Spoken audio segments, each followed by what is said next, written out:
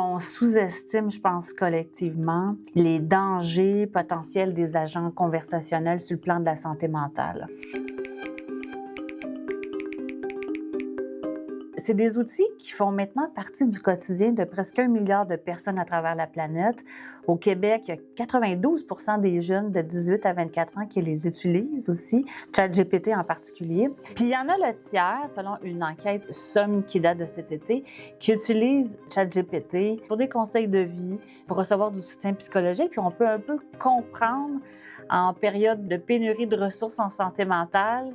Là, tu as un thérapeute qui est disponible 24 heures sur 24, mais ces robots-là n'ont pas été entraînés pour agir comme thérapeute. C'est là que c'est dangereux. Il y a eu des cas où on a incité des personnes au suicide plutôt que de les référer à des centres de crise, à des ressources appropriées. Il y a eu aussi des gens qui ont commis des meurtres, aidés dans leurs actions par le robot conversationnel. Il y a toutes sortes de dérives comme ça qui sont vraiment alarmantes.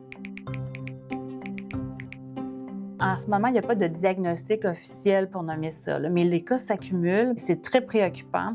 Il y a des réactions qui s'apparentent à une sorte de psychose, ou en tout cas de perte totale de contact avec la réalité. Mais l'affaire, c'est que les gens ont honte aussi de dire qu'ils ont commencé à tisser des liens affectifs avec un robot, dont ils ne pensent même pas que c'est un robot, d'ailleurs. C'est un lien très complaisant qu'on forme avec ces agents-là. C'est un reflet de soi-même. C'est une genre de chambre d'écho avec soi-même que l'on tisse avec un agent conversationnel qui n'est pas là pour te confronter, te dire tes 4 vérités, te ramener à l'ordre, se disputer avec toi. Au contraire, il va toujours te valider dans tes sentiments. Ces machines-là sont programmées pour garder les usagers captifs le plus longtemps possible en utilisant tous les moyens, même les plus insidieux. Je crois que le danger s'installe surtout quand tu te mets à avoir de longues conversations avec l'agent puis à aborder des thèmes plus personnels. Les agents conversationnels ne sont pas nos amis.